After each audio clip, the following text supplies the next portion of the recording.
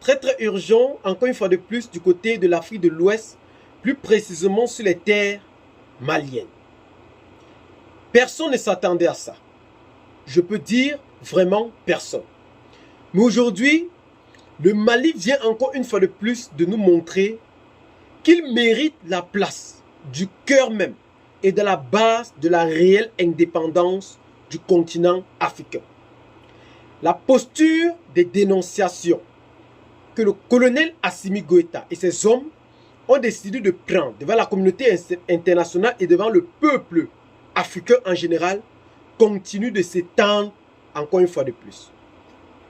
Aujourd'hui, du côté de l'ONU, l'ambassadeur représentant du Mali lors du Conseil de sécurité de l'ONU pour la remise des armes en Ukraine a décidé de participer à la réunion pour exprimer réellement son inquiétude du Mali face à cette situation. Il a donc décidé, en effet, de profiter de cette occasion pour s'exprimer non seulement sur la fourniture des armes en Ukraine, mais aussi il a montré en réalité que l'Algérie actuellement ne valent pas la peine par rapport aux informations qu'ils défendent dans des réseaux sociaux. Qu'ils défendent en effet, vu qu'ils puissent, ou selon le gouvernement malien, se basent uniquement des simples allégations des réseaux sociaux pour fonder leurs arguments. Je vous appelle donc à écouter attentivement ce que dit aujourd'hui l'ambassadeur représentant du Mali du côté de l'ONU au Conseil de sécurité. Et on revient pour plus de commentaires.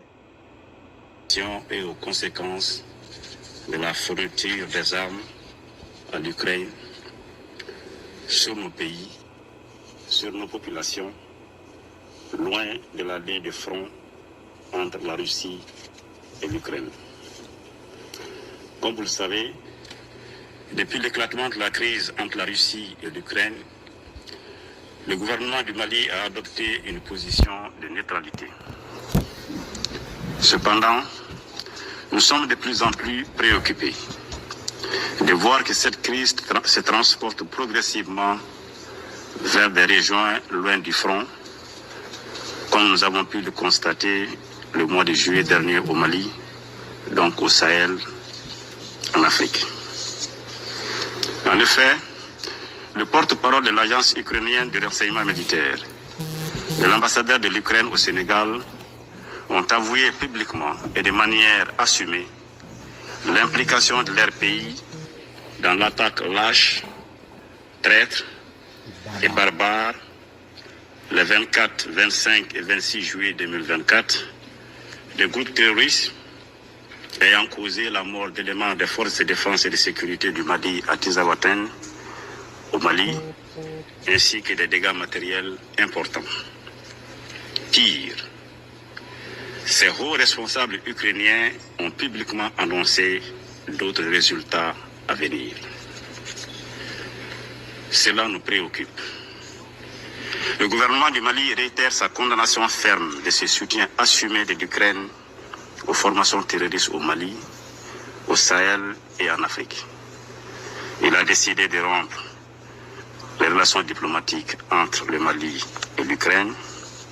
Et le Mali appelle le Conseil de sécurité à prendre ses responsabilités face à ce choix délibéré de l'Ukraine afin de prévenir ces actions subversives qui menacent la stabilité au Sahel, voire sur le continent africain.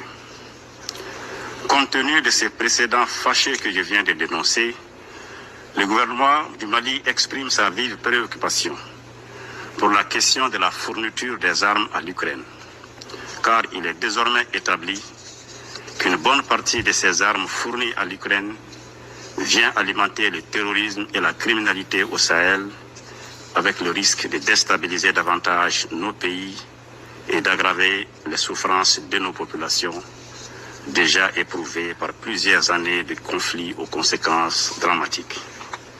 Nous appelons donc les pays qui fournissent ces armes à l'Ukraine de s'assurer que les dites armes ne tombent pas entre les mains de groupes armés terroristes et extrémistes au Sahel et en Afrique. Pour sa part, le Mali ne souhaite point devenir un champ de convoitise et de bataille entre les puissances. Je voudrais saisir cette occasion pour répondre à l'ambassadeur d'Algérie qui, lors de la table ronde sur les 75 ans de la Convention de Genève sur les droits de la guerre, tenue le 26 août 2024 en Suisse, a cru bon de déclarer avoir, je cite, appris qu'un drone a effectué une frappe dans le nord du Mali, tuant une vingtaine de civils.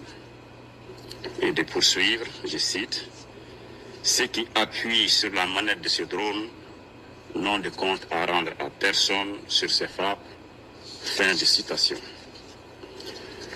En réponse, je voudrais dire avec ma grande surprise de voir une diplomate faire une affirmation aussi grave qu'infondée sur la base de simples allégations de presse.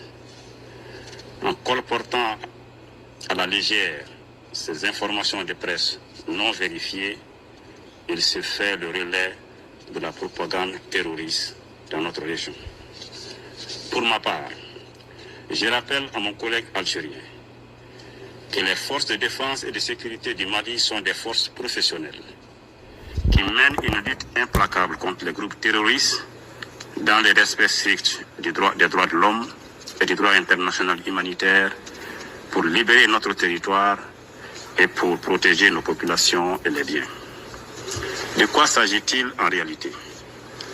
Le 25 août 2024, les forces de défense et de sécurité du Mali ont mené une reconnaissance offensive qui a repéré des véhicules de type pick-up chargés de matériel de guerre, soigneusement gardés dans une concession dans la localité de Tinzaouaten, au nord-est de Kidal. Après une surveillance minutieuse, les forces de défense et de sécurité du Mali ont effectué une série de frappes qui a permis de détruire les cibles terroristes et de neutraliser une vingtaine d'hommes armés. Comme vous pouvez le constater, chez l'ambassadeur d'Algérie, cher ami Amar, il s'agit bien des terroristes que les forces du Mali ont neutralisés le 25 août et non des civils. Je l'invite donc à adopter une attitude constructive et plus respectueuse du Mali et de son peuple, conformément du reste aux relations séculaires de bon voisinage, de fraternité, d'amitié et de coopération qui ont toujours existé entre le Mali et l'Algérie. Je vous remercie, Monsieur le Président. Vous l'avez sérieusement entendu. Vous l'avez sérieusement entendu. Ce n'est plus quelque chose à l'heure qu'on parle plus bas. Le Mali, avec sa posture de dénonciateur, qui a décidé en effet de mettre plus haut ce que plusieurs cachent plus bas, continue encore une fois de plus de poursuivre le chemin jusque du côté de l'ONU. À travers la voix de son ambassadeur, vous avez réellement compris que le Mali aujourd'hui n'est plus à jour. Quand ça ne va pas, on te dit que ça ne va pas. Quand ça ne va pas, on te dit prends ta route. C'est ainsi que le peuple malien a décidé de s'inscrire en faux contre tous ceux qui veulent faire des instincts paternalistes. L'Algérie qui avait accusé en effet le Mali pour avoir au fait touché des civils lors des attaques à Tinzaouaten a été réellement fustigé en faux par cet ambassadeur. Vous avez réellement compris la parole de cet ambassadeur qui dit que le gouvernement algérien ne se base en effet que des allégations dans des réseaux sociaux pour fonder la thèse et la preuve de leurs arguments. Et il appelle donc le gouvernement algérien à être plus sérieux dans sa démarche, à regarder un peu le futur de la population malienne en face. Il appelle aussi le gouvernement malien à regarder aussi ce qui est réellement en train de se passer sur le sol de Tinzaouaten. Pour cela, pur et simple, le gouvernement a exprimé réellement ce qui s'est passé, vous l'avez tous entendu. Mais à travers cet acte, je vous rappelle que le gouvernement malien aujourd'hui est en train de tout mettre en œuvre.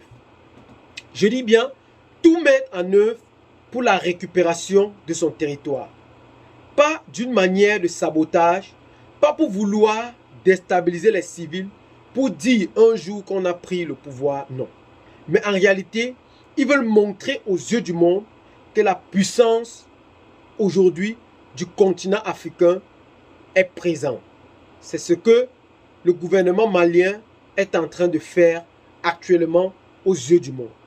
Et pour cela, nous ne pouvons qu'encourager ce dernier à continuer à prendre ces initiatives, à continuer à cultiver cet esprit de motivation de la jeunesse africaine, de croire encore à une génération, entre guillemets, perdue.